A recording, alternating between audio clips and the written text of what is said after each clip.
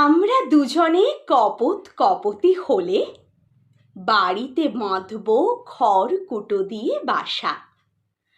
আমরা দুজনে কলকল্লোলে তবে দুজনে জাগাবো দুজনের ভালোবাসা। আমাদের কথা জানাজানি হবে খুব, বকম বকম স্বরেতে মাতবে বাড়ি। বলো তো আমরা একবার জীবনেতে কপত কপতি কিভাবে যে হতে পারি? মেঘে রোদ্দুরে ভাসাবে তোমার ডানা, আমি ঘুরে ঘুরে খাদ্য আনব ঘরে। বৃষ্টিতে তুমি কাঁপবে দারুণ, তোমার আদর ঝরবে মন উচাটন স্বরে।